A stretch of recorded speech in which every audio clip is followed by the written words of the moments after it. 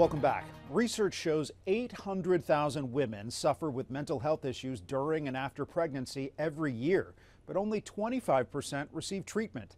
During this Maternal Mental Health Month, Danya Bacchus introduces us to a mother and an organization working to erase the stigma. Uno, dos. Giovanni Figueroa finds joy in motherhood with her 2-year-old daughter, but there was a time when she wondered if this day would ever come. It's been a beautiful experience, but also a very difficult one. Around 2 months after giving birth, she says she was crying all the time and having thoughts that would frighten her. I didn't have the will to do anything, the desire to enjoy anything. Everything was sadness. According to the Policy Center for Maternal Health, 1 in 5 mothers experience mental health disorders just before or after birth, ranging from depression and anxiety to post-traumatic stress.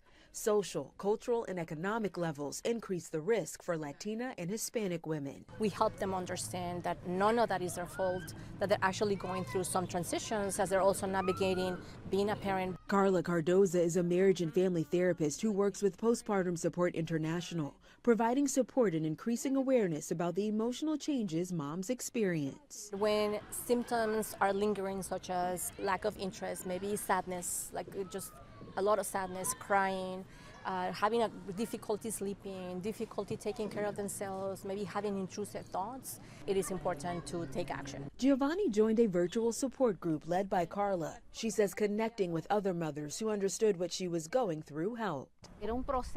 I understood it was going to be a process. There were going to be changes in me, but I'd be okay in the future. She shares her experience so families know they do not have to suffer alone. Danya Bacchus, CBS News, Los Angeles. May is also Lupus Awareness Month, bringing attention to the chronic autoimmune disease that mostly affects women. Lupus can increase the risk for complications while pregnant, but now more than ever, doctors are able to help women achieve successful, healthy pregnancies. We hear from a woman that's been managing her disease while growing her family. 2-year-old Gabriella proudly wears this shirt. Her mom is a lupus warrior. Kiana Cornejo has been living with the autoimmune disease since she was just 11 years old. When I first got diagnosed, I felt like I was paralyzed at one point. I couldn't do anything. Everything was just hurting. Common symptoms include fever, rashes, joint pain and swelling, and hair loss. Some medications for lupus are not safe for pregnancy, something Kiana worried about when she found out she was expecting, which was not planned. I immediately called the doctor.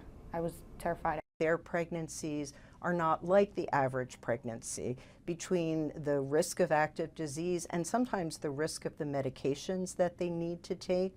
Rheumatologist Dr. Lisa Samaritano at Hospital for Special Surgery says the prognosis for a woman with lupus to have a successful pregnancy is better than it's ever been. Having quiet disease before one becomes pregnant is perhaps the best thing you can do. They really have to plan, sometimes even years ahead of time, so that they have quiet disease on medicines that are safe to take during pregnancy. The dosage on some of Kiana's medications was lowered, and both mom and baby were monitored closely. Her lupus symptoms remained stable. I felt healthy until after I gave birth to her. Kiana's been dealing with a major flare-up since then. The symptoms I'm having now are worse than before. I'm losing a lot of hair. I'm getting a lot of headaches. I'm very tired, going through a very tough time to kind of deal with these symptoms now. She's working with her doctors to try to manage her disease and be able to enjoy more time with her family.